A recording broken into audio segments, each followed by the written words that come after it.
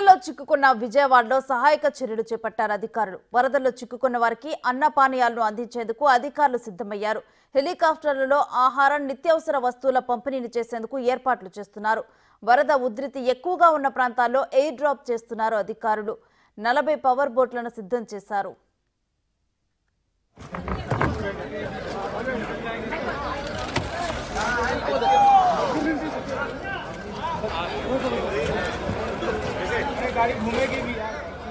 వరద సహాయ చర్యల కోసం రంగంలోకి దిగాయి నేవీ హెలికాప్టర్లు. ఇప్పటి వరకు నేవీ నుండి 3 హెలికాప్టర్లు వచ్చాయి. వరద ముప్పు ప్రాంతాల్లో హెలికాప్టర్ల ద్వారా ఆహారం, మంచినీరును సరఫరా చేస్తున్నారు. దాదాపు 3 లక్షల మందికి ఆహారం, మంచినీళ్లను అందించారు. 7 మందికి ఆహారాన్ని, మంచినీరు అందించారు. ఇక నిరాశ్రయుల కోసం విజయవాడ నగరంలో 78 పునరావాస శిబిరాలను ఏర్పాటు చేశారు.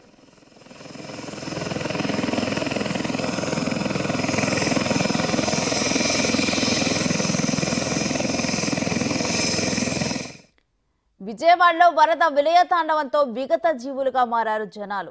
ఆహార, నీరు లేక అవస్థలు పడుతున్నారు. వారికి ఫుడ్, వాటర్ ని ఇచ్చేందుకు అన్ని ఏర్పాట్లు చేస్తున్నారు అధికారులు. సీఎం చంద్రబాబు ఆదేశాలతో బాధితులకు ఆహారాన్ని అందించే చర్యలను చేపట్టారు.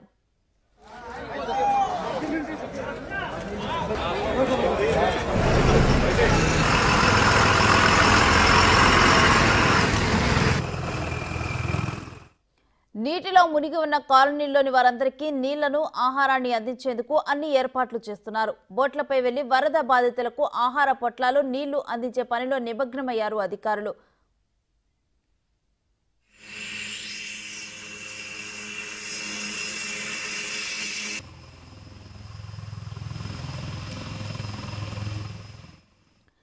ఇక వరద బాధితులకు దుర్గగుడి ద్వారా ఆహారం అందించేలా తయారు చేయాలని సీఎం చంద్రబాబు ఆదేశాలిచ్చారు. అమ్మవారి ఆలయం నుంచి 50,000 మందికి పులిహోర సిద్ధం చేస్తున్నారు. మరోవైపు విజయవాడలోని ప్రైవేటు హోటల్స్ యజమానులతో చంద్రబాబు మాట్లాడారు. ప్రస్తుతం వాళ్ళు 1,00,000 మందికి ఆహారాన్ని సిద్ధం చేశారు. ఆ ఫుడ్ ని బాధితులకు అందించేందుకు చర్యలు తీసుకుంటున్నారు.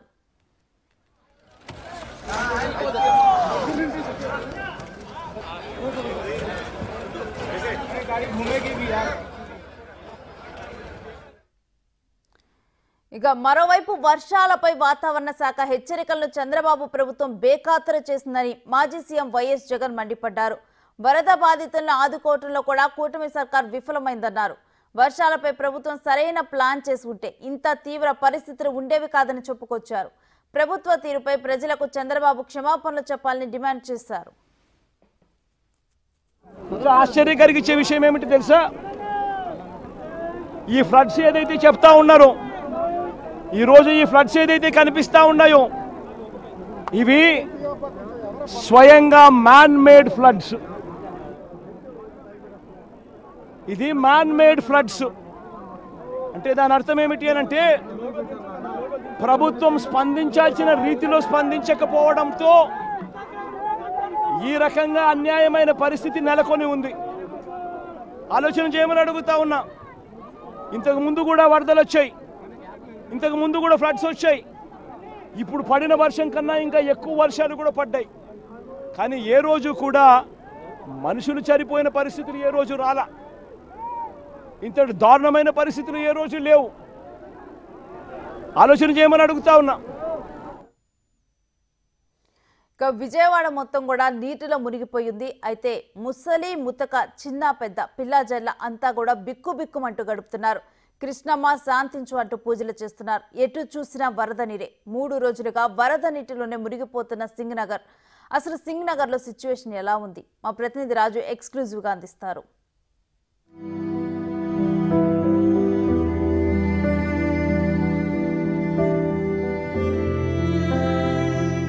విజయవాడను వరదలు ముంచెత్తాయి. మొత్తం ప్రజలందరూ కూడా నిరాశ్రయులైనటువంటి పరిస్థితి కనిపిస్తుంది. ప్రస్తుతం నేను సింగనగర్ ఫ్లైఓవర్ దగ్గర ఉన్నాను. ఇది ఫ్లైఓవర్ ఎండ్ పాయింట్. ఇది ఇక్కడ నుంచి అంటే ఎంత హృదయ విదారకంగా ఉంది అనేది ఇక్కడ విజువల్లో కూడా చూస్తే కనిపించవచ్చు. ఇక్కడ వీళ్ళందరూ కూడా సహాయం కోరుతున్నది కనీసం తినడానికి ఏమైనా దొరుకుతుందా, చేతికి ఏది దొరికితే అది తింటూ వెళ్దాం అనేదే ప్రతి ఒక్కరిలో కూడా కనిపిస్తున్నటువంటిది. అందులో ప్రతి ఒక్కరు కూడా అంటే లోపల నుంచి రావడం వచ్చినటువంటి వాళ్ళు ఫ్లైఓవర్ మీదకి వెళ్ళడం, వాళ్ళకి దొరికింది భోజనాలు దొరికితే వాళ్ళు అందిస్తున్నటువంటి ఆహార పదార్థాలు తీసుకుంటున్నారు. ఏది పంపిణీ చేస్తే దాన్ని తీసుకుని వస్తున్నటువంటి పరిస్థితి మన విజువల్లో కూడా చూడొచ్చు.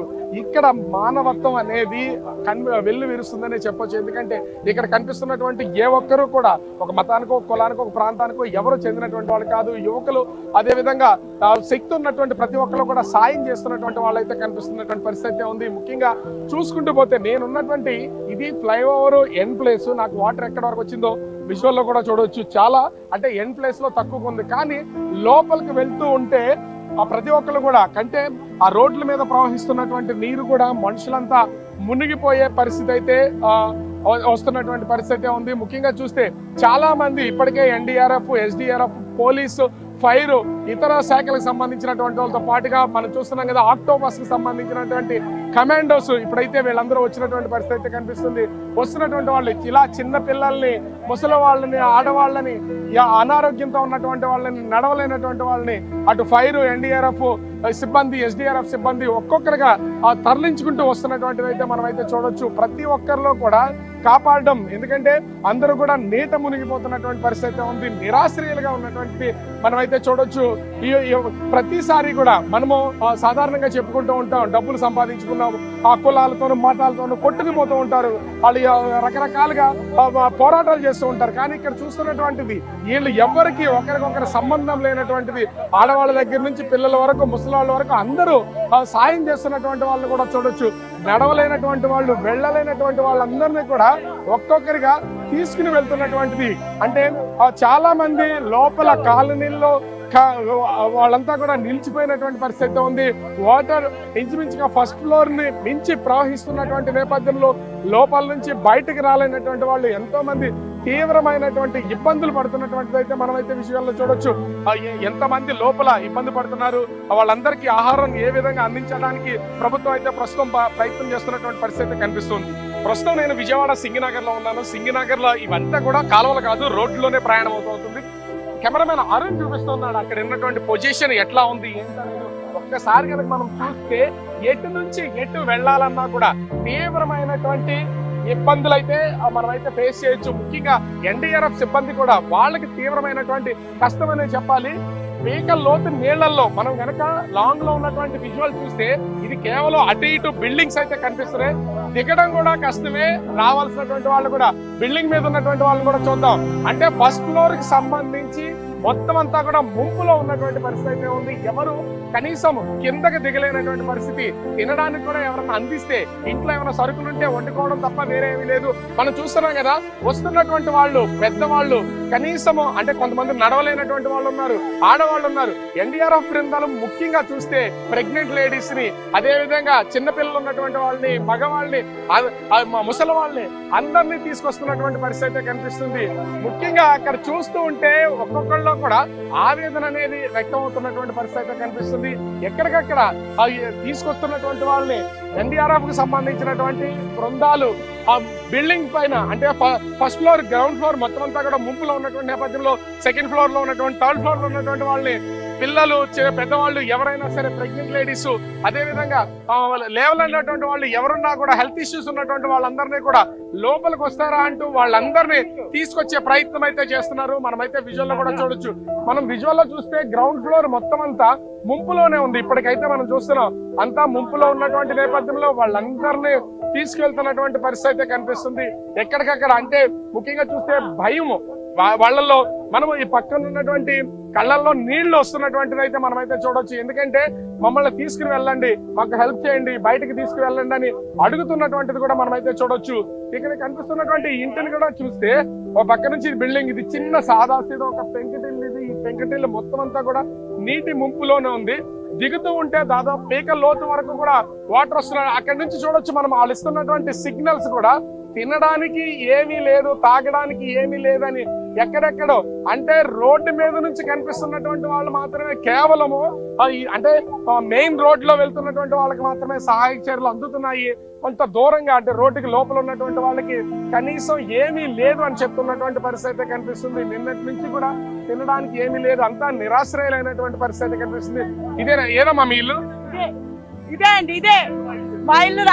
నిన్న 3 రోజులు ఇక్కడే ఉన్నామండి. ఇల్లు మునిగిపోయింది. లోపలికి వెళ్ళడానికి ఏమీ లేదు అసలు. మరి ఇప్పటివరకు ఎక్కడ ఉన్నారమ్మా? పక్కన పాప వాళ్ళు కూడి పెట్టారు. కూడా కళ్ళంతా నీళ్ళైతే వస్తున్నటువంటిది అయితే మనమైతే చూడొచ్చు. ఏంటంటే నిన్నటి నుంచి కూడా తినడానికి ఏమి దొరకపోతే పక్క ఇల్లు వాళ్ళు ఇక్కడ హ్యుమానిటీ అనేది మానవత్వం ఖచ్చితంగా కనిపిస్తుంది. ఒకరికి లేకపోతే ఒకరినొకరు వీళ్ళైతే సహాయం చేసుకుంటూ వాళ్ళందరికీ కూడా ఆ భోజనాలు పెడుతూ కనీసం ఆదుకుంటూ నిరాశ్రయాలు అయిపోయినటువంటి వారికి ఈ పెంకుటిల్లు మొత్తం అంతా కూడా ఇంచుమించుగా పెంకుటిల్లు పూర్తిగా ముంపుకు గురైందంటేనే చెప్పుకోవచ్చు. ఇక్కడ ఉన్నటువంటి వాతావరణం ఏ స్థాయిలో ఉందనేది కనీసం లోపలికి వెళ్ళలేనటువంటి పరిస్థితి, ఎంత లోతుకి వెళ్తున్నారు అనేది కూడా అర్థం కానటువంటి పరిస్థితి. కాకపోతే వాటర్ మొత్తం అంతా కూడా విస్తరించి ఉంది. ఫ్లోటింగ్ అంటే ఆ ప్రవాహం లేకపోవడంతో ఎన్డీఆర్ఎఫ్ బృందాలకు కూడా కొంతవరకు వీళ్ళందరినీ బయటికి తీసుకొచ్చే అవకాశం అయితే కనిపిస్తున్నటువంటి పరిస్థితి అయితే కనిపిస్తుంది. విజయవాడలో వరదలు ముంచెత్తిన తీరుకి నిదర్శనం మీరు ప్రత్యక్షంగా చూడొచ్చు. అజిత్ సింగ్ నగర్ లోని పిఎన్టీ కాలనీలో ప్రస్తుతం అయితే నేనున్నాను. ఇది వరద ఉధృతి వస్తున్నటువంటి ప్రధానమైనటువంటి దారి కాదు, మొత్తం అంతా కూడా చిన్న చిన్న వీధులు, వీళ్ళందరూ నివాసం ఉండేటువంటి వీధులు. ఈ వీధుల్లో వరద ముంపు ఏ స్థాయిలో ఉందో నన్ను చూస్తే అర్థమవుతుంది. ఇక్కడ ముఖ్యంగా చూస్తే కనిపిస్తున్నటువంటివి ఒకటి ఉంది కదా, ఆటోలో ఒక బైక్ ఉంది, ఇక్కడ కనిపిస్తున్నది ఇది మరో బైక్.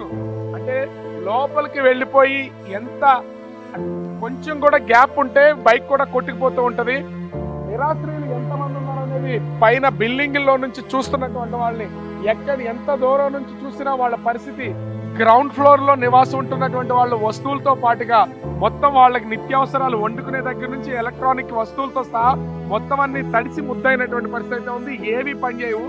గ్రౌండ్ ఫ్లోర్ లో నివాసం ఉంటున్న ప్రతి ఒక్కరు కూడా 5th ఫ్లోర్ లో ఉన్నటువంటి వాళ్ళు 1st ఫ్లోర్ 2nd ఫ్లోర్ లోకి వెళ్లి ఆశ్రయం పొందుతున్నటువంటి పరిస్థితి అయితే ఉంది. విజయవాడలో అజిత్ సింగ్ నగర్ సంబంధించి అనేక కాలనీల పరిస్థితి ఇదే విధంగా ఉంది. ఎక్కడికక్కడ ముంపుకు గురయ్యి తీవ్రమైనటువంటి ఇబ్బందులు పడుతున్నటువంటి వాళ్ళు మొత్తం ఇక్కడ ఉన్నటువంటి ప్రజలందరూ కూడా తీవ్ర స్థాయిలో ఇబ్బందులు గురవుతున్నారు. వాళ్ళ వస్తువులన్నింటినీ కూడా పూర్తిగా పాడైపోయి వెళ్ళిపోతున్నటువంటి నేపథ్యంలో ఏంటమ్మా అసలు ఇప్పటికి సంబంధించి అసలు ఎవరైనా వస్తున్నారా? ఇది ఇల్లు మీదేనా? ఇది ఎవ్వరూ రాలేదు. ఇప్పటికొచ్చి 1st ఫ్లోర్ వాళ్ళే మమ్మల్ని అన్ని చూసి చాదుకున్నారు.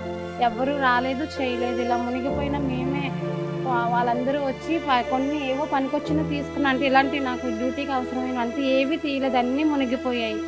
చూస్తున్నాం కదా, ఇక్కడ చూస్తే నాకు లెఫ్ట్ సైడ్ ఒక బైక్ ఉంది, రైట్ సైడ్ లెఫ్ట్ సైడ్ ఒకటి, రైట్ సైడ్ ఒకటి, 2 బైక్స్.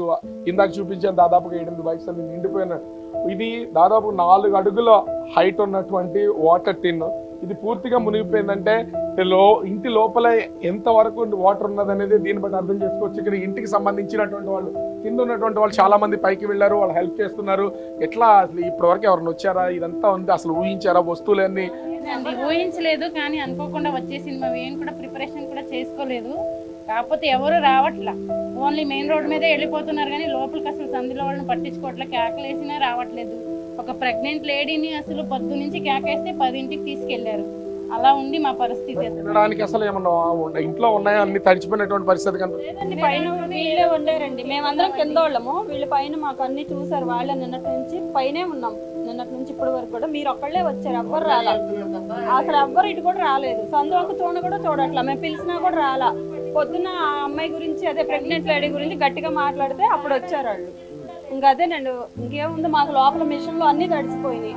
మా వారు మేము టైలరు, అవన్నీ తడిసిపోయినాయి, చాలా రేట్లు అవన్నీ. ఇప్పుడు ఎలాగ పరిస్థితి మాకు అసలు అర్థం కావట్లేదు. ఇక్కడ ప్రతి ఒక్కరిది కూడా ఒక్కొక్కరిది ఒక్కొక్క బాధ కనిపిస్తున్నటువంటి పరిస్థితి ఉంది. వాటర్ లో వీళ్ళందరికీ వాటర్ అందక, ఎందుకంటే మెయిన్ రోడ్ లో ట్రావెల్ చేస్తున్నటువంటి వాళ్ళు ఎవరన్నా సహాయం కావాలంటే వస్తున్నారు తప్ప లోపల నుంచి వస్తున్నటువంటి వాళ్ళు ఎవరు లేకపోవడం వల్ల తీవ్రమైనటువంటి ఇబ్బందులు గురవుతున్నాం.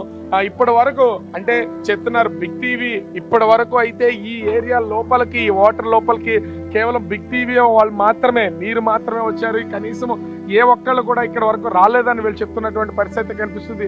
వస్తువులన్నీ మొత్తం ఎక్కడికక్కడ ముంపులో ఉన్నటువంటి పరిస్థితి కనిపిస్తుంది. ముంపు మొత్తము వరద అనేది కంటిన్యూగా వస్తున్నటువంటి నేపథ్యంలో ఎవరికి ఏం చేయాలో తెలియక దిక్కుతోచని పరిస్థితుల్లో అందరూ ఎవరన్నా తినడానికి ఏమైనా పెడతారా, ఇంట్లో ఉన్నటువంటి పెద్దవాళ్ళు ఏమైనా తీసుకెళ్తారని ఎదురు చూస్తున్నటువంటి పరిస్థితి కనిపిస్తుంది. ఓవరాల్ గా చూస్తే వరద ముంపు, ఈ నీటి ప్రవాహం ఎప్పుడు తగ్గుతుందో తెలియదు కానీ ఇళ్ల లోపల ఫస్ట్ ఫ్లోర్ లో నివాసం ఉంటున్న ప్రతి ఫ్యామిలీ కూడా దాదాపుగా 4 అడుగుల లోతు ఆ వాటర్ లోపలికి వచ్చినటువంటి నేపథ్యంలో వస్తువులన్నీ కూడా తడిచిపోయి మునిగిపోయి తీవ్రమైనటువంటి నష్టాలను చవి చూస్తున్నటువంటి పరిస్థితి కనిపిస్తుంది. కనీసం మమ్మల్ని ఆదుకోవడం, మాకు నష్టపరిహారాలు ఇతర కాదు, కనీసం ప్రస్తుతం తినడానికి ఏదైనా భోజనం పెట్టండి, లేదా కానీ కొంచెం మంచినీళ్ళు అయినా అందించండి, చిన్న పిల్లలు ఉన్నారు ఇళ్లలోని ప్రతి ఒక్కళ్ళు కూడా కోరుతున్నటువంటి పరిస్థితి కనిపిస్తుంది. ఓవరాల్ గా చూస్తే ఇంకా వరద తీవ్రత కంటిన్యూ అవుతున్నటువంటి నేపథ్యంలో మరి వర్షం పడితే ఇది ఇంకా పెరుగుతుంది, లేకపోతే సాయంత్రానికి ఇది తగ్గే అవకాశం అయితే కనిపిస్తుంది. కానీ ఇప్పటికీ ఎన్డీఆర్ఎఫ్, ఎస్డీఆర్ఎఫ్, పోలీసు, ఫైర్ సంబంధించి ఇతర శాఖల అధికారులు ఎక్కడికక్కడ కొన్ని చోట్ల ఉన్నటువంటి వాళ్ళని అడిగి బయటికి తీసుకెళ్తున్నటువంటి పరిస్థితి ఉంది. కానీ మారుమూల ప్రదేశాల్లోకి రావట్లేదు, మేము తీవ్రమైనటువంటి ఇబ్బందులు ఎదుర్కొంటున్నామని ఇక్కడ కాలనీల్లో నివసిస్తున్నటువంటి ప్రజలైతే చెప్తున్నటువంటి పరిస్థితి. విజయవాడ అజిత్ సింగ్ నగర్ లో ఏ వీధి చూసినా కూడా ఇదే హృదయ విదారకమైనటువంటి సంఘటనలు. మొత్తం అంతా కూడా కాలనీలన్నీ ముంపుకు గురయ్యి కనీసం నాకే దాదాపుగా పీకల్లోతు నీళ్లు అయితే ఉన్నాయి.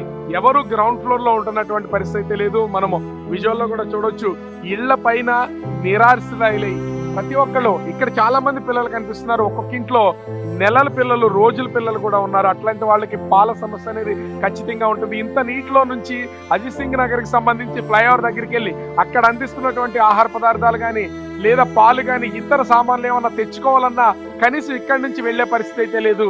ఫస్ట్ ఫ్లోర్లన్నీ మునిగిపోయినటువంటి పరిస్థితి అయితే ఉంది. వాళ్ళు వస్తే ఎక్కడ మునిగిపోతాం, ఎక్కడ లోపలికి వెళ్ళి ఇబ్బంది పడతాం అనేది అయితే ఉంది. లోపల ఒక ఆయన కొంచెము నేను గేట్ తీసే ప్రయత్నం అయితే చేస్తాను లోపల నుంచి, అసలు ఇక్కడ ఉన్నటువంటి పరిస్థితి మెట్లలో నుంచి లోపలికి, ఇంటి లోపలికి నేను వెళ్తా. ఇక్కడ ఉన్నటువంటి వస్తువులు కానీ ఇంటి లోపల ఉన్నటువంటి మొత్తం అంతా కూడా తడిచిపోయినటువంటి పరిస్థితి కనిపిస్తుంది.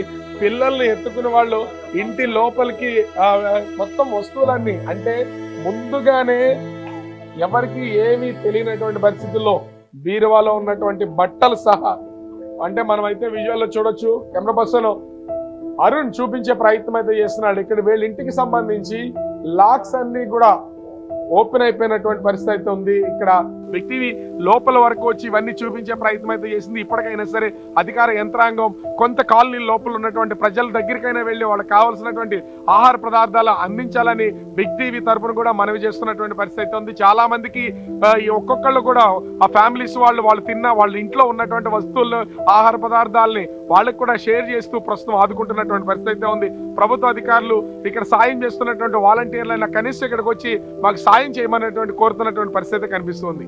కెమెరామెన్ అరుణ్తో రాజు, బిగ్ టీవీ, విజయవాడ.